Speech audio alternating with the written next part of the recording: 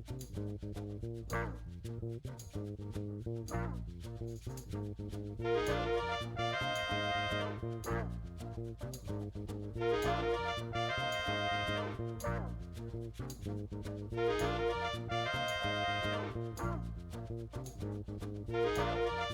everybody, and welcome to another year of Talkin CRM, the show where we talk to the superstars of customer acquisition, growth, and retention. My name is Colin, and I am a digital strategist in the healthcare field. Hi, everyone. I'm Megan Hewer. I'm a managing director at consulting firm Winning by Design, and I am delighted to introduce our two guests today. We've got a really cool theme, and I think it's something that's a lot of people are thinking about as we enter a new year and try to sort of come out of what happened last year and go into next year with great performance and high hopes. And that is the role of creative digital engagement in making your customer relationship stronger. How can we use the tools that we have, but also throw in a little bit of innovation and creativity to make those experiences better? And I thought of Ashleigh and Jay, our two guests today, as two people who know a lot about doing that. So I'd love to introduce them now. Ashleigh is VP of Marketing at RainFocus, an event marketing and management platform company. And Jay Gaines is CMO at Tesorio, a cash flow performance management platform. I hope I got that right, Jay. You can correct me. And Ashleigh, too. Right.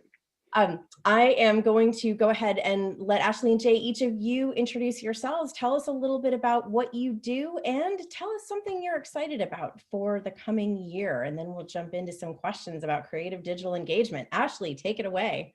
All right, great. Thanks, Megan. Hi, everyone. I'm Ashleigh Cook, VP of Marketing at RainFocus. So I lead our demand gen and campaign strategy.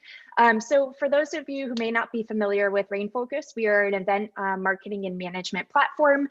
We help organizations streamline and optimize their event portfolios, all the way from webinars, all the way up to the 500,000 person user conferences. So really everything from registration, content, speaker management, and exhibitor activation. And one of the great things over the past year or so, we've been able to really power organizations, events all the way from prior we were doing physical events, and now we've seen the convergence in the digital transformation of virtual events. So we've seen that over the past year.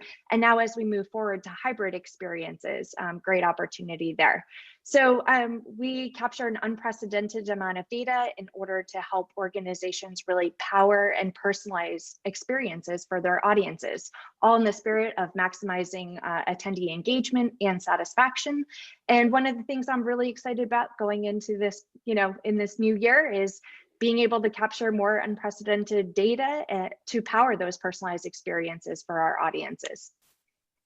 Yeah, I definitely want to talk a little bit about the role of data in inspiring creativity too, right? I think people think of them as sort of opposites, but actually they really work together. So that'll be a fun one to talk about.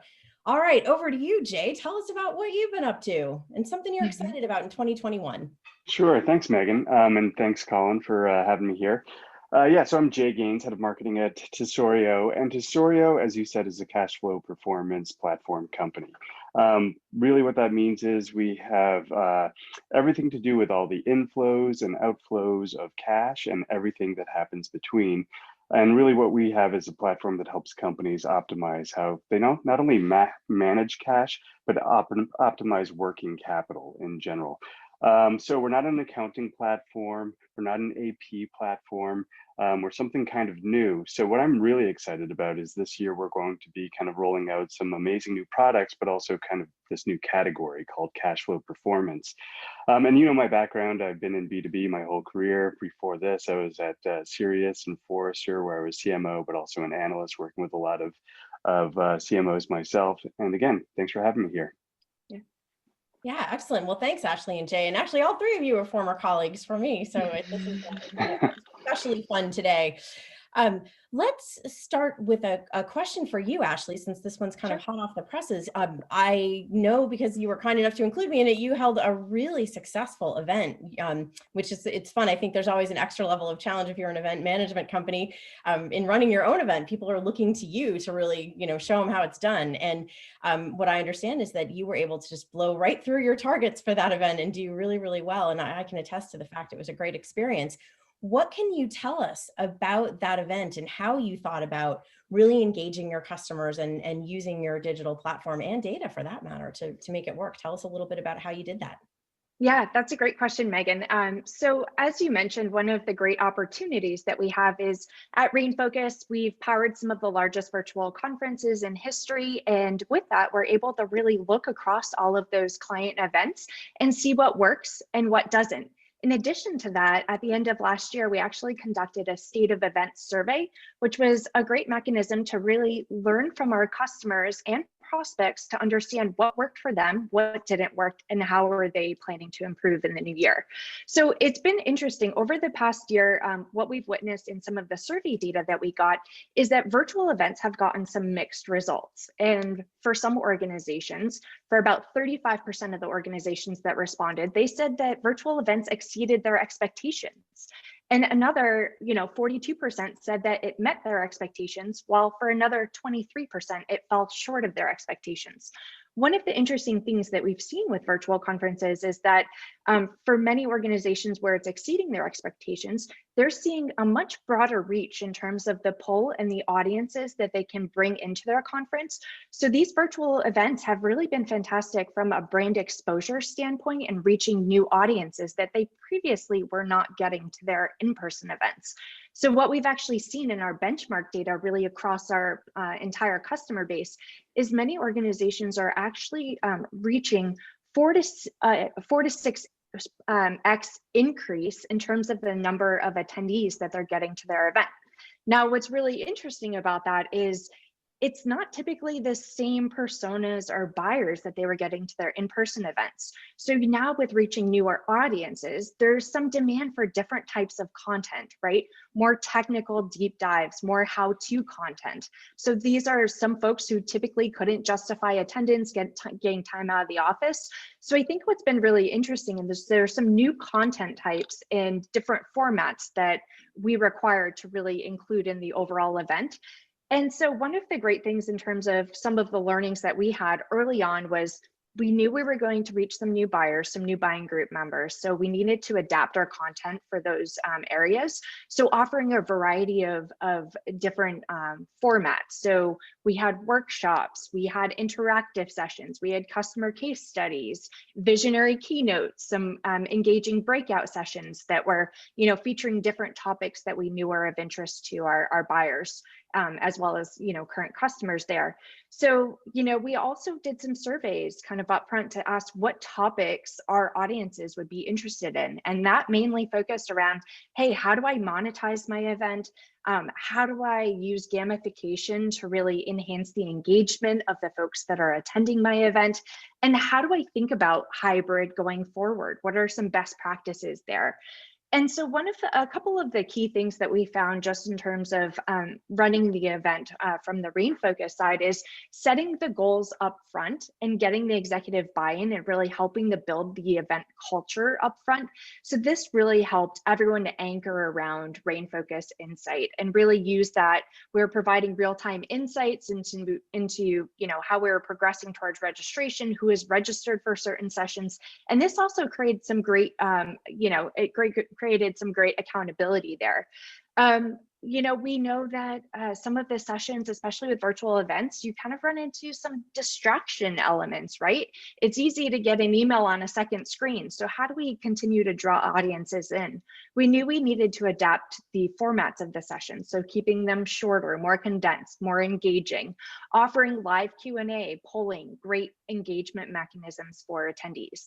We had gamification and giveaways. So we had all of the attendees complete a certain number of activities. If they did that, they're eligible for $25 gift card to Starbucks, or they could donate it to a charity. And so a couple of engaging mechanisms that way.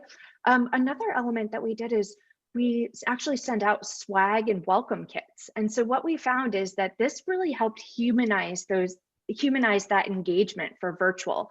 It helps set the stage for what attendees would see in terms of topics at the event, and also help them build anticipation for the event that we're holding.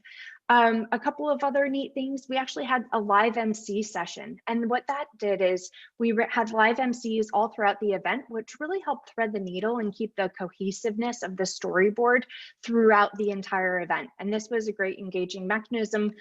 We obviously had different types of sessions for our customers. So we released some, a new benchmark, a new engagement dashboard for our customers, which was a great opportunity for them to see, what they could look forward to with the platform, kind of those new releases. And we also had some customer formatted sessions in there. So things like roadmap voting, where we actually asked our customers to inform our upcoming product roadmap and had them vote on what are the features and enhancements that they want to see in the platform. So really a range of sessions, different ways to engage folks. And as Megan mentioned, it was a great way we exceeded our targets in terms of number of folks that we were expecting. So our goal was around 200 attendees. We ended up exceeding that with over 600 attendees. Feedback, satisfaction was very high. And again, it equipped us with some data that we didn't previously have in terms of topics, preferences our audience is interested in, and how we can harness that data to create more personalized experiences going forward. So new people coming into the events, more accountability, better engagement. That's kind of the trifecta. Yeah, sure was. Well, and kind of back to our theme, right? Customer relationships. I think keeping that at the center of your planning and really saying, how do we stand out by giving people what they want? But also, I think it sounds like you thought of some ways to show them things maybe they didn't know they wanted, right? And to give them engagement opportunities and thinking about really how to maximize the reason for being at that event. So I think definitely some really, really good thoughts there. And hopefully folks are taking notes and thinking about how they might apply some of those for their own events going forward. But now, Jay, speaking about reaching new buyers, you took on quite a challenge joining Tesorio, right? It's a relatively young company, yes, and you're doing the hardest thing I think most marketers ever have to do, and that's create a category. Maybe tell us a little bit about how you're doing that and how you're thinking about it, and also how you've been incorporating kind of those creative digital experiences into that work. Sure. Yes, I am. I got to tell you, I'm sitting here somewhat distracted because of how much I miss working with you, Ashleigh. I love your energy and your passion, and what you just articulated was awesome. Anyway, so yes, I decided to take on a unique challenge after my time at Sirius and Forrester. And yes, Tesorio is an early stage fintech company that is trying to do something entirely different. And I'm not just saying that, having been an analyst for 10 years, I encountered a lot of marketing leaders who were like, yeah, we're doing something different, but it was really a different little feature or a bit of functionality. We are truly in a space where there is no competition just yet. So we are designing a category. And, I've been at Tesorio for about 6 months now, and I spent the first 3 of those months just learning, because I have no background in fintech or finance in general. So I was learning quite a lot about the space. I probably talked to about 60 CFOs in that period of time, dug into our product. And when I say we're trying to do something different, what I mean by that is we're trying to get our audience to think about something that they think about every day in a different way. So when you're doing that, and when you're engaged in category design, one of the things that you have to do is define a point of view. And our point of view is around this idea of cash flow and cash flow forecasting. It's something that's done the way it's done because it's always been done that way, right? It's done in Excel. You've got humans entering data into cells, and you're running your rolling 13-week cash flow forecast. That's all fine and good from a reporting standpoint. But at the same time, CFOs are being asked to provide much greater financial context for the business in terms of helping the business make better and faster and more agile decisions at any given point. And cash flow forecasting, the way it's done, doesn't really enable that very well. Also, a lot of companies are cash rich. They're not worried about running about cash, but they have a lot of idle cash, and that doesn't really help them very much. It's about how do you leverage that working capital to fuel really rapid growth. And, so we're latching onto a number of themes here. The last 10, 11 months have created a lot of uncertainty. Finance teams are being asked all the time, where are we going to be on cash next week, tomorrow, next month? Also, the CFO, again, is being asked for greater financial context. Also,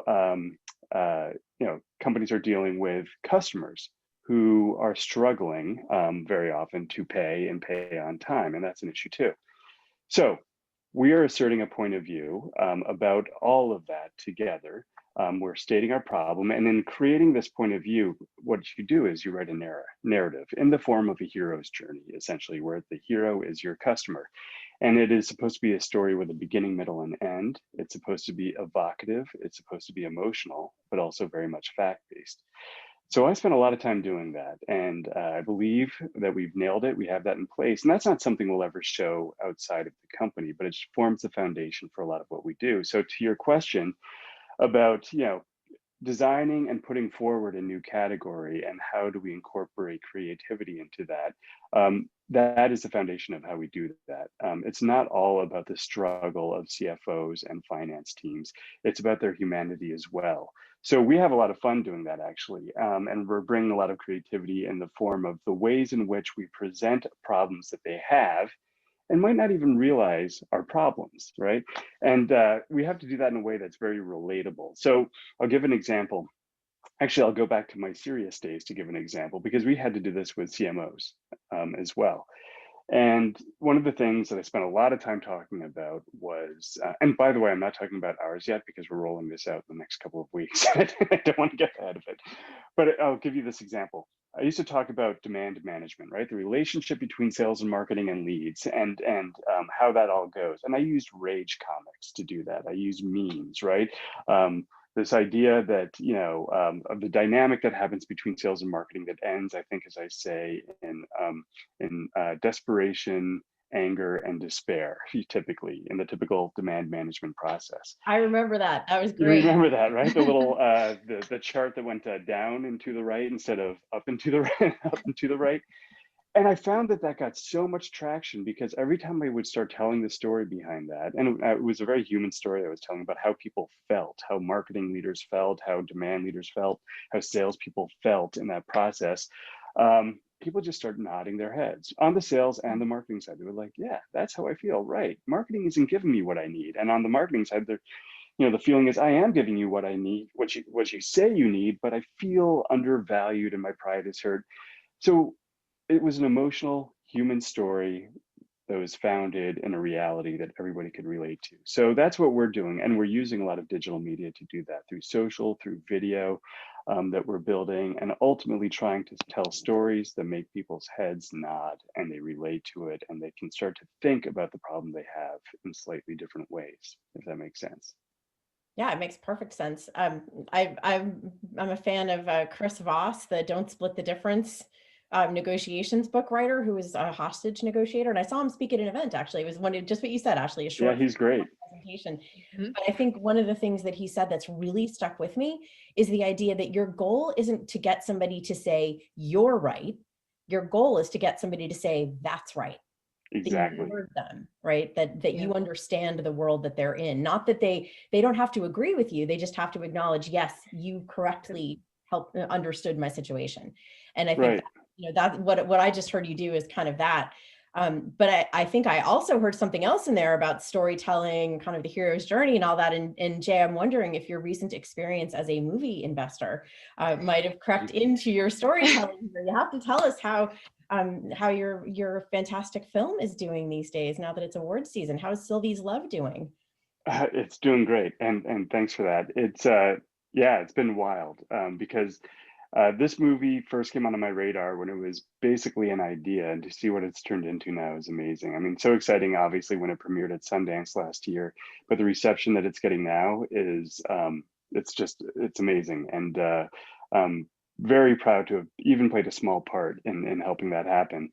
So actually, Sylvie's Love is a great example of what I'm talking about. If you were to listen to Eugene Ash, the writer and director of the movie, and Tessa Thompson, who played the lead role, Sylvie, and talk about it, one of the things they talk about is that they wanted to make a period film, and it takes place in the 50s and early 60s, about a young Black couple. And they wanted to make a film, as they say, that was not about the struggle of the time, which was the civil rights movement, but it was about their humanity.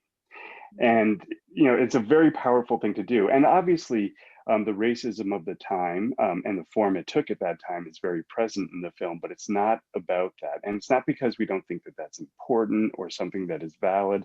It's critically important, but it's also important to create a film that shows the humanity of the characters and the nature of their lives and what they were able to accomplish and the romance between them in the style of the period, which is this beautiful, rich film that just, it's very powerful for that. So it links actually directly to what I was saying is, we at Tesorio are not, obviously we're bringing products to market and we're marketing those products, but we are marketing a problem essentially. And again, trying to get people to think about that problem a little bit differently.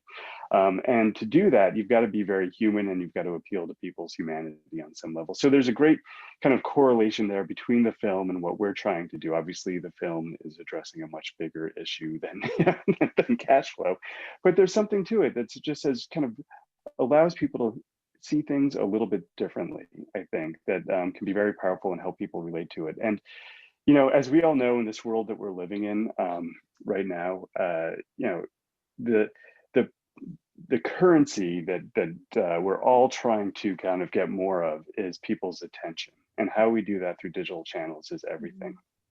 And it is so hard to do it. And everybody, frankly, one of the things I've seen change lately is the quality of content is so good that's out there. Like, I'm blown away everywhere I look by the quality of what people are putting out. Not everybody, there's still some really terrible stuff out there, but it's really good. So that just tells me it's not enough, right? So we are creating our own great content at Tesorio, all related to finance. We have amazing writers on staff doing great studies, bringing forward good data. But that's not really enough to engage people. So you have to be creative, find ways to kind of get them to, it sounds a little bit fluffy and corny, but feel something too, right? And get them to know that you can relate to those things that are really kind of bothering them or inspiring them, either way. And to me, that's one of the reasons I love being in marketing in general. It's kind of a mix of those two things. You get to be very pragmatic and scientific on one side, but you also have that huge challenge of saying, how can I help my audience feel what I want them to feel, or feel better about something, or understand something differently that's going to be to their benefit. So, yeah, I mean, that's what I love about this topic and in this conversation. It's really the nexus between CRM, where I come from, which is a lot of data, a lot of metrics, a lot of show me where the targets are, let me go find those people. But you can't be as effective in that quest to change behavior, to get engagement, to get a conversion. Frankly, you don't have that creative component there that hopefully is matching up with some of the needs and values of your target audience. Hey, Con, what are you seeing in the healthcare and life sciences space? I mean, that's talk about needing to humanize things. There's sort of an element baked into what you do, but I'd be curious to know how kind of digital is playing in that world. Yeah, it's there's it's changing the way business is being done is the short answer. So when you look at the event space, which is why we're really excited to talk to Ashleigh about those best practices to get engaged, is that events were a way of doing business, right? It's a way of communicating to really what is a B2B audience, very complex concepts, right? So that whole paradigm is being changed now with the advent of no visits from sales, from instead of going to in-person events, having these digital events where, frankly, in both instances, you've got to be engaged, you've got to be learning, and you've got to be imparting information both ways, right? So, what we're seeing is on the event side, I think we're starting to see that Zoom is not the answer, right? And over the long term, there'll be a hybrid approach, we think, to the whole area of disseminating brand knowledge through events. Yeah, and Ashleigh, maybe we'll come back to you. Kind of, I know our audience always appreciates getting really specific sort of tips and suggestions, and you've given us a few from your own event. What do you see as kind of the next generation of event and digital experiences? What are some of the things that you're thinking about and working on that you might like to share as food for thought for our friends here?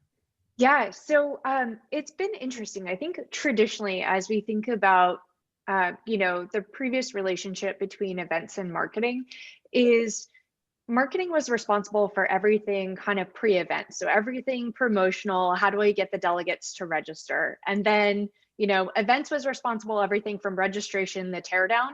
And then afterward, events would port over a CSV file or an Excel file over to the marketing team and say, okay, here's all the engagement and data from the event, go do your thing. And then marketing would take it and send, attendees a white paper after they have engaged with, 10 to 12 sessions over 3 days and engaged with an immense amount of content. What we're seeing is, there's different opportunities going forward in terms of capturing that data and continuing and advancing those buyers along in their journey or in the adoption journey as well. So I think, while some organizations are looking at it as, hey, am I going to run a virtual event or am I going to run a physical event? We're seeing best-in-class organizations really think about these on the full continuum, right? So how do I engage my audiences pre-event in, a virtual mechanism? How do I continue that during the on-site experience? And we're also seeing a lot of teams, one of the interesting things over this past year, previously going to an in-person event, it would take, it's very expensive and cost prohibitive for teams to leverage the existing content or record it and use it for marketing purposes after. So essentially you would have marketing teams kind of redeveloping content after teams have already seen it on the on-site event. One of the great opportunities we've seen with virtual events is that content is recorded and it is easy to leverage that in marketing campaigns and other tactics. So what we've seen as best practices there is taking the existing content, trimming it down, shortening it into digestible bits that you can post on social and other mechanisms to engage people in different ways, taking quotes and images of different speakers with best practices. And it's a lot easier to actually consolidate that information and content and repurpose that and package it into different ways. And we're seeing a lot of organizations doing that just over the past year, which has been absolutely fantastic. One of the really cool things that we're actually saw with the survey data, with the State of Events survey, is traditionally we've seen, 37% of organizations expect that their relationship between events and marketing will continue to be strong. And we actually saw that 59.3% expect their relationship to grow even stronger over the coming years. So we're seeing, people are now unifying their events and they're able to unify their events with marketing. It always seemed traditionally you'd have campaign strategy and then there is events, which seemed to be kind of a different beast, right? And now we're seeing the merging and the convergence of those two. And it's much more impactful as you're able to build these events as another touch point in the campaign, strategy and overall buyer journey. So there's a lot of opportunities that we're seeing there. And again, it's not just, am I going to run virtual or am I going to run physical? It's what is the appropriate dial of engagement in order to engage the audience that I'm looking to, looking to bring in, either could be net new or existing customers, right? How do you use the events to help with current adoption of products or helping them expose them to offerings that they may not be aware of, and new buyers as well. So cross-sell, upsell opportunities within those. Yeah, that's great. Thank you. Appreciate you, giving us some suggestions, and hopefully that's food for thought. Yeah, it always struck me as kind of silly that you would have a separate event strategy from your marketing strategy, right? Yeah. It is. It's just one more tool in the toolkit. And even though they're kind of big, splashy, and expensive in the old-fashioned way, by no means should they have been separate from our marketing portfolio. So I love that you're seeing that happen, and also that your data is pointing to that continuing, because I think it'll be much healthier all around. So good stuff. Definitely. And Jay, let's come back to you too for some suggestions, because I know you've been really creative with your team, as you said, trying to think about ways to stand out in, even though the market that you're in is unique, right? You've got a kind of a special place there, but the people you're trying to reach, a lot of people are trying to reach them, CFOs and finance teams. What are some of the suggestions you'd have for people trying to apply, creative digital experiences to reach a tough crowd? Yeah, good question. I seem to have a knack for doing that. It's, when CMOs were the most sought after and sold to audience, that's where I was focused. And now it seems like CFOs are, with the digitization of finance and everything.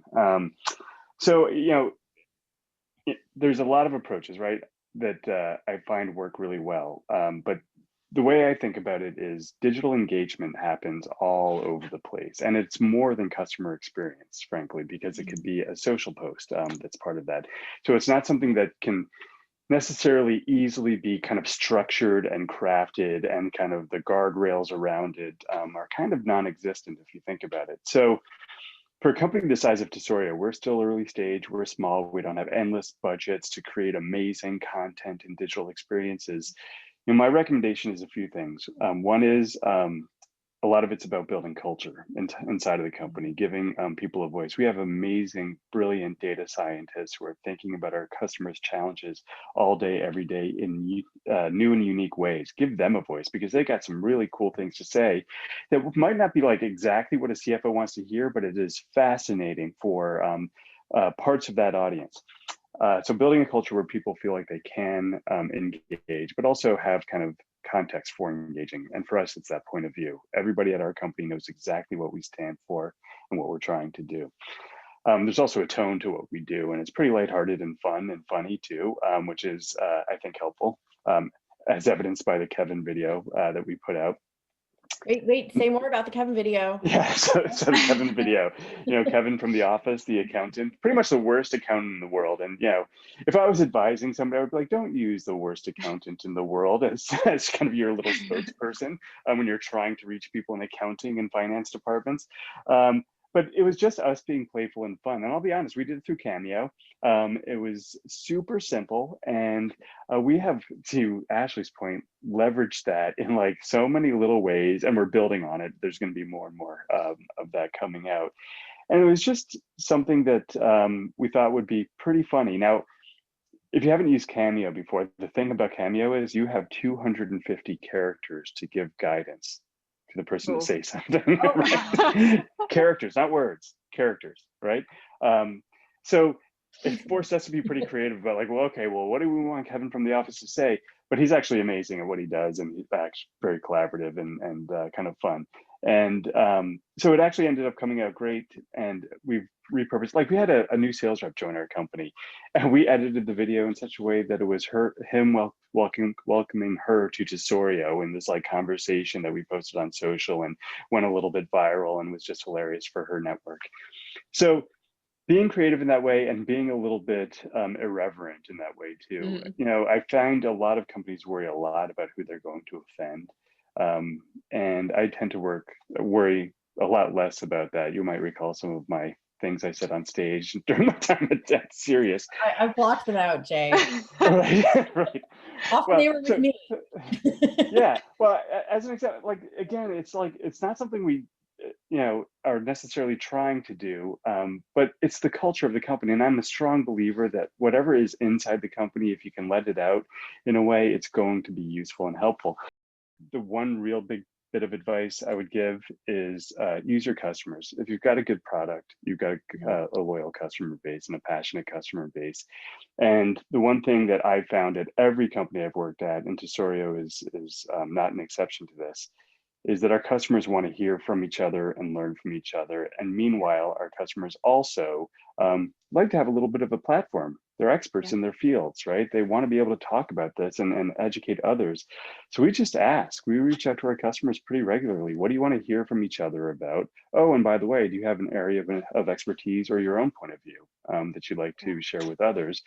And that feeds a huge amount of our content. And it works really well because it's our customers talking to our customers. And a lot of times all we have to do is get out of the way and let it happen. Yeah.